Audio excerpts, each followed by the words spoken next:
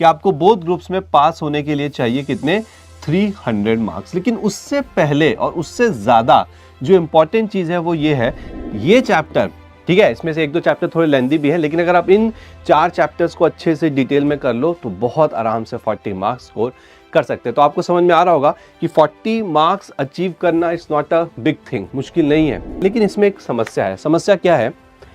40 marks into 6 subjects, ये हमको देता है 240 नंबर, लेकिन हमें पास होने के लिए कितना चाहिए? 300।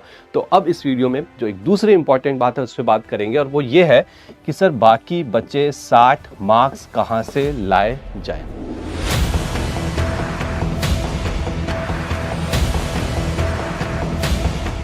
तो जैसे कि आप जानते हैं कि आपको बोथ ग्रुप्स में पास होने के लिए चाहिए कितने 300 मार्क्स। लेकिन उससे पहले और उससे ज्यादा जो इंपॉर्टेंट चीज है वो ये है कि हर एक सब्जेक्ट, इंडिविजुअल सब्जेक्ट में आपके 40 आने ही चाहिए। आपको पता है कि अगर आपके इंडिविजुअल सब्जेक्ट में 40 नहीं आए तो आप वो सब्जेक्ट क्लियर नहीं कर पाएंगे और उसका ग्रुप पे भी इंपैक्ट पड़ता है। तो देखते हैं चलिए कि हर एक सब्जेक्ट के अंदर हम किस तरह से इजीली 40 मार्क्स अचीव कर सकते हैं एक एक करके।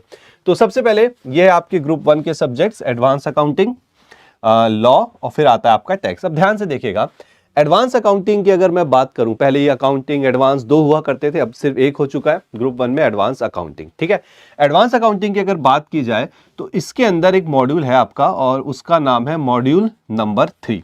अगर आप ये मॉड्यूल नंबर 3 कर लेते हैं तो समझो ऑलमोस्ट 50% तक की कवरेज आपकी यही हो जाती है। अगर आप सिर्फ ये मॉड्यूल 3 कर लेते हैं तो 50% तक की कवरेज यहीं पे हो जाती है। इसके अंदर बड़े बड़े चैप्टर्स हैं जैसे कि अमालगमेशन, ब्रांच, ये सारे। ठीक है, मैं बात करता हूं अब लॉ की। तो देखो, लॉ के अंदर एक टॉपिक है, काफी बड़ा है, नाम है कंपनी लॉ। ये कंपनी लॉ अगर कोई स्टूडेंट इस टॉपिक को कर ले, थोड़ा सा लेंदी लगता है बच्चों को, लेकिन अगर आप इसे अच्छे से कर लेते हैं तो आप बहुत आराम से 40 मार्क्स ले, आपको कोई नहीं रोक सकता लॉ के अंदर ग्रुप 1 में 40 मार्क्स लाने के लिए, अगर आपका कंपनी लॉ स्ट्रांग है। उसके बाद बात करते हैं हम टैक्स की। तो देखो, टैक्स में आपको पता ही है, एक होता है आपका इसमें इनकम टैक्स और एक होता है जीएसटी।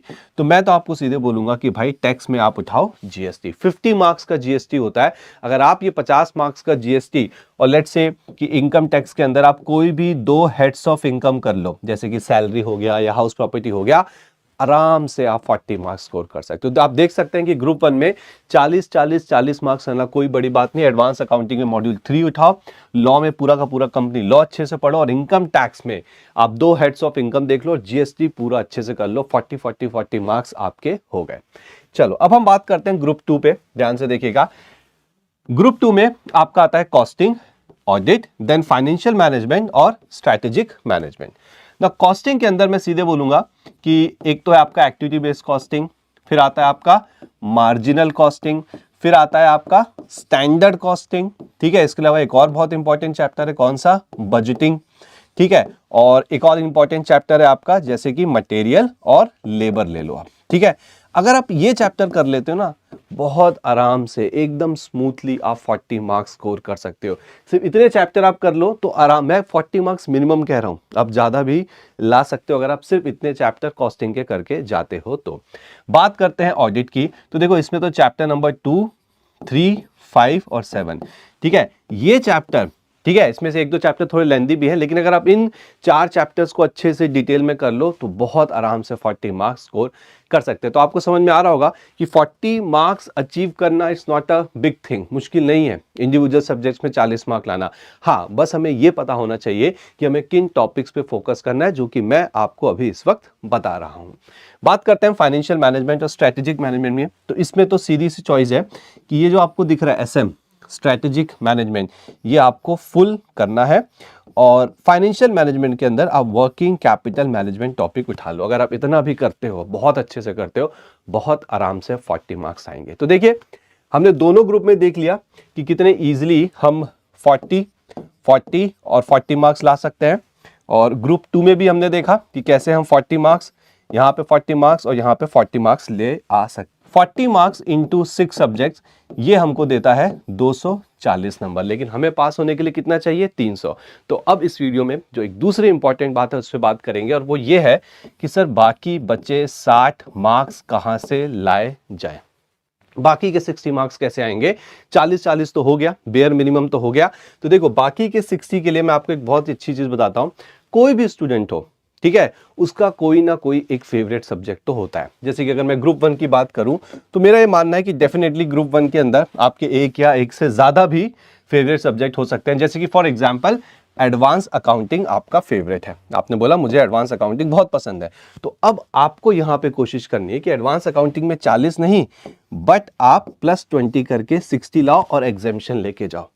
उसके बाद आपको देखना है कि ठीक है मुझे लॉ में इतना इंटरेस्ट नहीं, हाँ मुझे टैक्स बहुत पसंद है, मुझे जीएसटी बहुत ज्यादा अच्छा लगता है, तो ठीक है जीएसटी में फुल 50 मार्क्स लाने की कोशिश करो, या जीएसटी में आप 40 लाओ। इनकम टैक्स में 2 हेड्स मैंने बोले थे, 2-3 और हेड्स अच्छे से पढ़ो ताकि इनकम टैक्स और जीएसटी में भी आपके 20 एक्स्ट्रा आ जाए और यहां भी आपको एग्जेम्पशन मिले। तो आप देख सकते हो 60 + 40 कितना हो गया?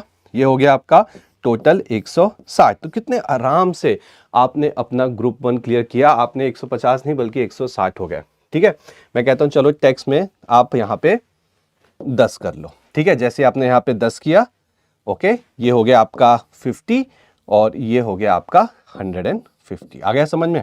कितने आराम से आप 150 मार्क्स लेके आ गए ग्रुप 1 में। तो आपको क्या करना है, मेरे कहने का मतलब ये है कि हर एक ग्रुप के अंदर आपका एक फेवरेट सब्जेक्ट होगा। नहीं है तो ढूंढो, डेफिनेटली मिलेगा, उस पर मेहनत करो और उस पर एग्जामिशन लेके आओ। अगर आप चाहते हो कि आप 300 मार्क्स लाना चाहते हो, आप पास होना चाहते हो अपने फर्स्ट अटेम्प्ट के अंदर, तो बहुत ज़रूरी है कि आप अपना फेवरेट सब्जेक्ट ढूंढें, उस पर फोकस करें और उस पर एग्जामिशन लेके आए। बात करते हैं हम ग्रुप 2 की।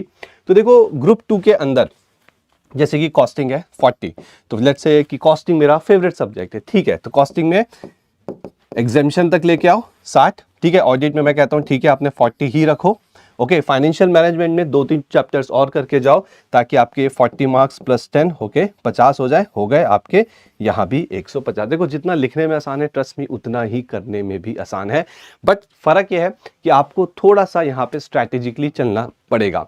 पहले टारगेट है कि भाई 40 कम से आए, लेकिन सिर्फ 40 से बात नहीं बनती। अगर हमने अभी अभी देखा कि अगर हम सिर्फ 40 पे टारगेट करें तो हम 240 पे आके रुक जाएंगे, तो 60 मार्क्स कहां से आएंगे? You have to find your favourite subject. नहीं है फेवरेट तो बनाओ, ढूंढो, आपको करना पड़ेगा। अगर आप ऐसा कर लेते हो तो आप बहुत आराम से ओके दोनों ग्रुप में, इंडिविजुअल ग्रुप में 150 लाके अपना जो एग्रीगेट है वो आप यहां पे 300 मार्क्स कर सकते हो। इसके अलावा एक और प्रोविजन होता है जिसमें सेट ऑफ मिल सकता है। एक ग्रुप में अगर 150 से कम है, दूसरे ग्रुप में 150 से ज्यादा है, तो वहां पे सेट ऑफ प्रोविजन होता है, जिसके लिए मैं आपके लिए डेफिनेटली एक और वीडियो बनाऊंगा, तो आप उसमें से वहां से समझ सकते हो। ठीक है, सो आई होप आज के इस वीडियो में जो मेन मुद्दा था वो था टारगेट 300 मार्क्स, यह आपको अच्छे से क्लियर हो चुका है। और जब आप पढ़ाई करेंगे तो इन चीजों को ध्यान में रखेंगे कि आपको कौन कौन से टॉपिक्स पहले करने हैं, ताकि आप अपने 300 मार्क्स को कवर कर सको, और फिर उसके बाद आप जो एक्स्ट्रा पढ़ेंगे that is going to give you the rank. Okay, so चलिए इसी के साथ वीडियो को खत्म करते हैं। Thank you very much.